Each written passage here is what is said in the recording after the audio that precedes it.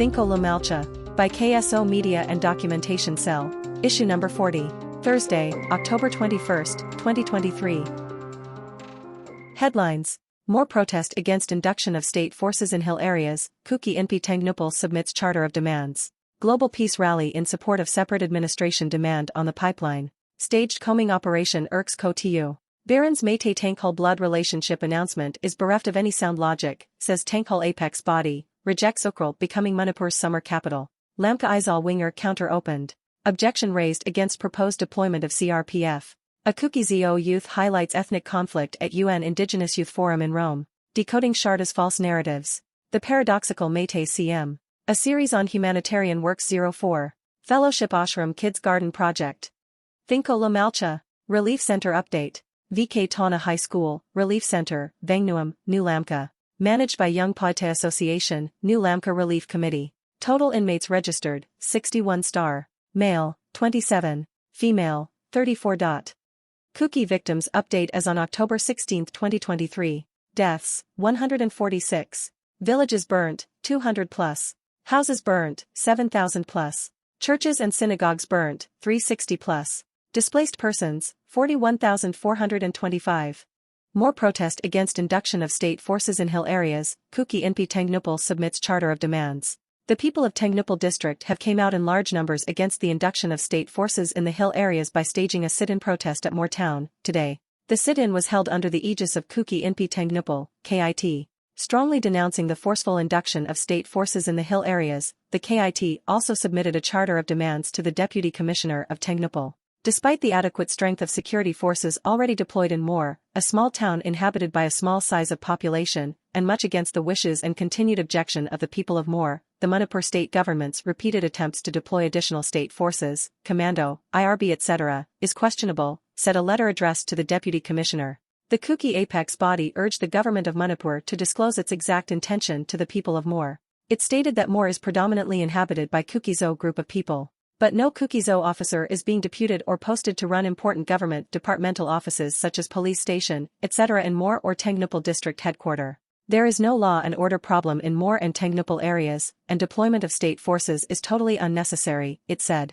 It would be wiser for the state government not to disturb the existing peaceful atmosphere in Moore. The existing central forces are strong enough to protect the public, control and maintain law and order.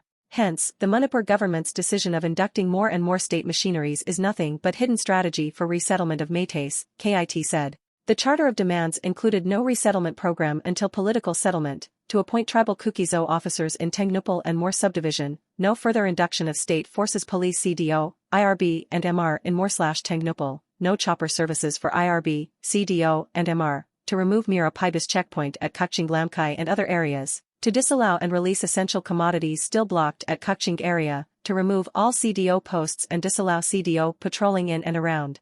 More, replacement of Manipur CDOs with Gorkha Regiment or any central forces, proper re-verification of all state force personnel posted within Tankle district and furnish a written response/assurance to the demands above.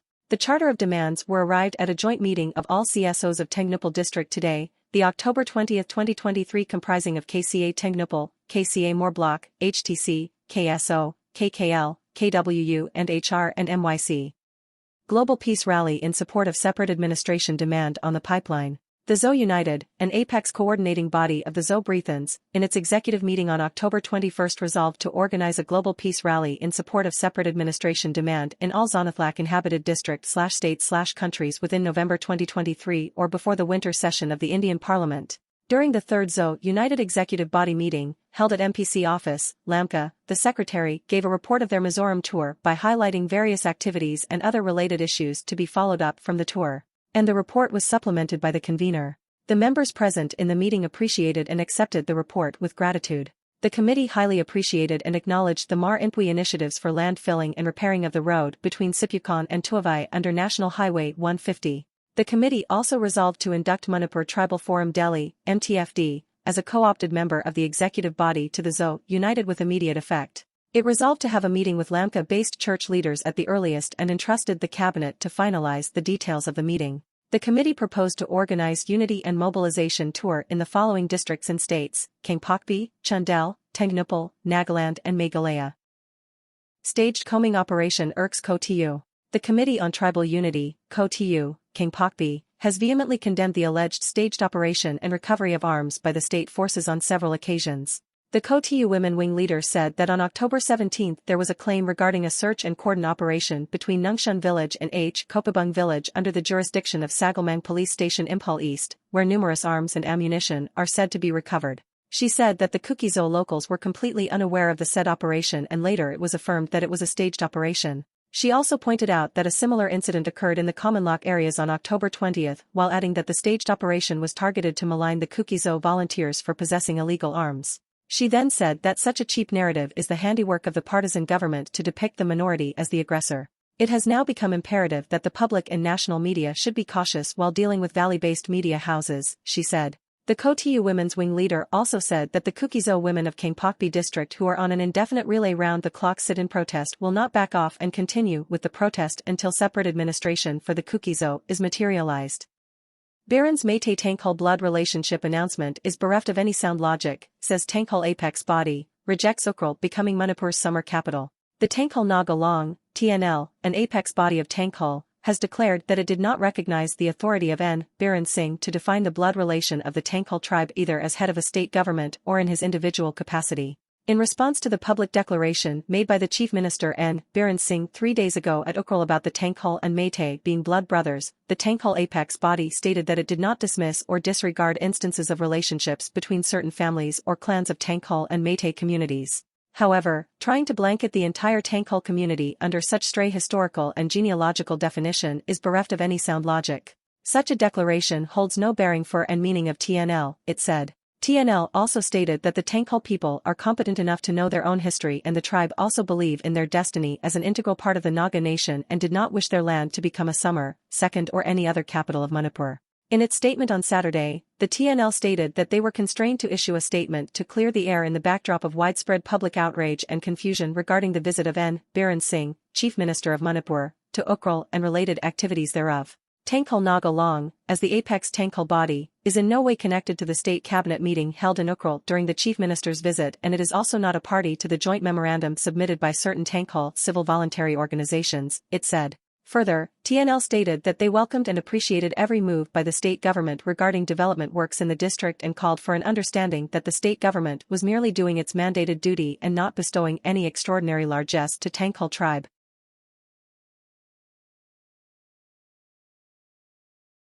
Lamka Winger counter opened. To ease the hardships faced by commuters along the Lamka airport, the Kuki Students Organization Churachandpur District and Zomi Students Federation GHQ have launched a Winger service from Lamka to Lengpui Airport via Esval on this day, the October 21, 2023. The said project has been undertaken by the joint students body Lamka, which is a conglomerate of all Kuki cognate tribes. Objection raised against proposed deployment of CRPF. The Kuki Zo village chiefs of Laysan, Baria, L. Kananfai, G. Sunjel and Patjang under Churachandpur district have raised objection to the proposed deployment of CRPF at Tangjang village without the consent of adjoining village chiefs and other security forces deployed in the same location. In a letter to the Superintendent of Police Churachandpur on October 19, the village chiefs cited grounds for raising their objection to the proposed deployment of the CRPF. The village chief stated that the present arrangement and deployment of the paramilitary/central forces, such as 10 and 49 ITBP companies and 36 Assam rifles in the entire area of both Tangjang and Laysan villages are considered absolutely adequate in terms of the security apparatus/measurement being taken up by the government. Besides, one company of 13 BSF, which is already deployed across the Manipur river bank of Tangjang Kunjeo under Kukching district, is also at the other side of the river bank of Tangjang village. In a letter addressed to the SP, Churachandpur, the village chiefs expressed that as of now, they do not feel the necessity to deploy central forces like CRPF across the river bank of Tangjang village, which is located in between the deployment of many paramilitary/central forces, whereby Tangjang and Tangjang Kunjeo villages were situated on both sides of the Manipur river bank. If deployment of more central forces like CRPF is considered necessary, the said forces may be deployed across the Manipur river bank of Tangjang Kunjeo under Kukching district, as firing often came from that side in the past, and the firing is also likely to happen again in near future, it said. In the case of Tangjang and Laysan sides, ITBP and AR personnel have manned the whole area very well and no security loophole or lapses were witnessed so far. And as such, there is no need of sending CRPF to Tangjang at this juncture, as the said CRPF being deployed at Kodang did not prevent mobs from burning down Kodang village on May 28, 2023, the chief stated. The chiefs reiterated that peace and tranquility which began to prevail in the entire area of Tangjang and Laysan since last 5 months until date must not be disturbed in the name of proposing to deploy more forces like CRPF at Tangjang village until the center brings a solution to the ongoing crisis between the two communities. Further, the letter stated that villages like Napat, Tangjang, Pombikhok, Chandongpokpi, Laingangtabai and Koijamantabi are situated within Dampi Reserve of Churachandpur district in terms of geographical location/area, but since the inhabitants belongs to Meitei community, the villages were brought under Bishnupur district for administrative convenience. As such, it is considered mandatory for the Unified Command/State Government to seek consultation and obtaining consent of the adjoining village chiefs and district administration of the Churachandpur towards any sort of security arrangement to be taken up in those villages, the chiefs added.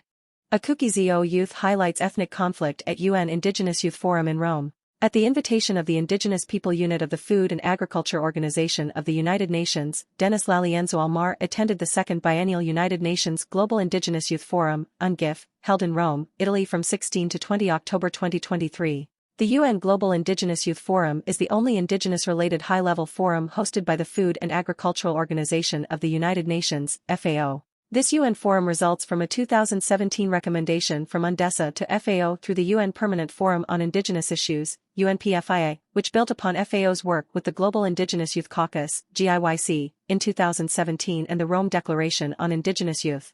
At the forum, Denis Lalienzoal represented the Kuki Zo people and raised a range of issues his community faced with regard to tribal issues, land rights and control, agri-food systems and indigenous knowledge systems. He also highlighted the ongoing ethnic conflict in Manipur, India on the sidelines and the complexities tribals in his region face. Further, Denis advocated an array of issues Asia is facing and highlighted his work on indigenous youths and people of his region with Rural Women Upliftment Society and Highland Impact Foundation. He intervened in the #UNGIF 2023 circle session on My Food Vision is Keeping the Lifeline of Nutrition Alive with Dario Mejia Montalvo, Chair of United Nations Permanent Forum on Indigenous Issues, Jessica Vega Ortega, UNGIF Coordinator, Advisor of the Global Indigenous Youth Caucus, Latin America and the Caribbean, Michaela K. Way, Indigenous Youth Focal Point of Food and Agriculture Organization of the United Nations, FAO, along with experts in food/nutrition and indigenous youth leaders. As a part of the Asia delegation, he actively negotiated regional priorities and lobbied with the 7 socio-cultural regions of the world. As an outcome, the Rome Declaration on Safeguarding 7 Generations, and the Rome Declaration on Policy Recommendations to the United Nations organs, agencies, funds, and organizations, member states, and non-government organizations were formalized and read out on the last day of the forum. Organized by the Global Indigenous Youth Caucus, the World Reindeer Herders Association, and the FAO Indigenous Peoples Unit, the forum provided a space of dialogue between indigenous youth and countries, UN agencies, universities, research centers, and other stakeholders to issue policy recommendations affecting the future of indigenous peoples' food and knowledge systems in the context of climate and biodiversity action. In parallel with the UN Global Indigenous Youth Forum, FAO will host the World Food Forum, Hand-in-Hand Investment Forum as well as the Science and Innovation Forum. Denis Lalienzoal is also a Youth Engagement and Empowerment Program Fellow of the United Nations Office of Counter-Terrorism who was invited earlier on June 2023 to speak at the 3rd United Nations Counter-Terrorism Week 2023 side event hosted by United Nations Office of Counter-Terrorism on how climate security and conflict multidimensionally impacts young people, sharing his testimony of survival as an internally displaced youth and his experiences at the margins of conflict. Source: India Today NE. Exclusive. Decoding Sharda's False Narratives. On the 20th of October, Sharda, the BJP Manipur Pradesh president, addressed the media at their Nidyapat Chuthak office, emphasizing that no BJP MLA was advocating for separate administration. Instead, she attributed the rising demand for separate administration to misunderstandings among the communities. On the 3rd of May, tensions escalated as ethnic cleansing began, leading to 10 Kuki Zo MLAs issuing a joint statement in favor of a separate administration for their ethnic group on the 12th of May. The Meiteis, who have historically been at odds with the Kuki Zo, responded with strong opposition. They went as far as threatening the chief minister to disqualify the 10 Kuki Zo MLAs. Curiously, there was a shift in the tone towards these 10 Kuki Zo MLAs. Sharda's true intentions remained a matter of speculation, but the way she spoke about the Kuki Zo MLAs seemed to carry an air of understanding. Meitei politicians, irrespective of their party affiliations, always put the interests of the Meitei community first. This marked a rare instance where a Meitei seemed to empathize with the predicament faced by these 10 MLAs. Asharda appeared to grasp the underlying reasons that prompted the Kuki-zo MLAs to call for a separate administration. Instead of openly accusing them, she seemed to offer them some protection. However, what she couldn't conceal in her message was her disregard for the Métis' role in the escalating conflict. Referring to it as a mere misunderstanding was seen as an affront to the Kuki-zo community and their representatives. The Métis government may believe that they can engage in discussions with Kuki-zo leaders to restore peace in Manipur. Yet, have they truly comprehended the sentiments of the Kuki-zo public, who have been treated as outcasts and subjected to violence in both valley and hill settlements at the hands of the Métis? While some leaders may have yielded to the Métis tactics, motivated by financial incentives, will the public follow these leaders? Can the government genuinely absolve itself of blame by portraying the MLAs as unrelated to the demand for a separate administration, citing a mere misunderstanding between communities? It is essential to remember that the 10 Kuki-zo MLAs did not ignite the demand for separate administration. Rather, the Métis government's covert dealings with Métis radicals Arambai Tengle and Miteli Pun played a significant role. The call for a separate administration was not premeditated but arose out of a necessity for survival. While the Métis may employ sweet words to conceal their true intentions, they are unlikely to gain the trust of the Kuki-zo people and their 10 MLAs. The writing on the wall is clear: the Métis will find it difficult to hide their intentions. The only path to lasting peace in Kangleipak is coexisting harmoniously with the Kuki-zo, but only as neighbors. The paradoxical Métis CM. In his address on the occasion of Manipur Police Raising Day on October 19, N. Biren Singh, notoriously known for wearing a Métis crown, persuaded the state police forces to shed their ethnicity or ethnic affiliation once they don the police uniform.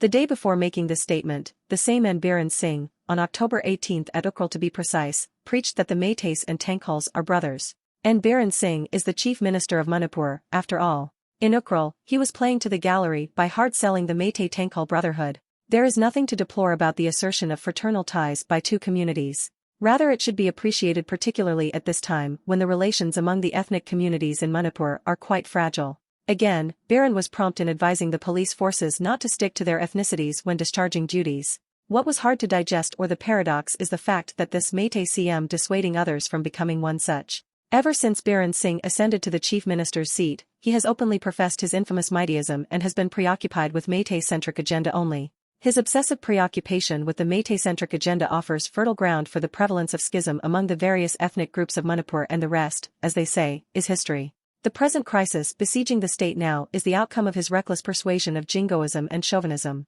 However, Biren Singh refuses to acknowledge the truth and rather makes frantic attempts to evade the reality. Instead of admitting his mistakes and rectifying his wrongdoings, Biren Singh coined terms such as terrorists, narco-terrorism, illegal immigrants, aggression by external/foreign elements, etc. to give the entire blame on the Kuki-zo community. His misdeeds or misadventures do not end there. Once again donning the crown of a Métis, he defiled the sanctity of the office of the chief minister as he put in full public view his ethnic leanings or his Métisness. In Ukhrul, Biren Singh had completely forgotten that he was the chief minister of Manipur. The esteemed office of the CM should not be misused to reinforce ties, whatever, of particular communities. Manipur is a multi-ethnic state often compared with a garden where flowers of varied species bloom together. Instead of preaching peace and unity among all communities, he chose to resort to exclusivism. And Biren's rhetoric of the brotherhood ties of the Métis and the Tankles was nothing but another attempt to further alienate the Kuki-zo community, and importantly to curtail the southern Nagaland aspirations or Naga integration sentiments.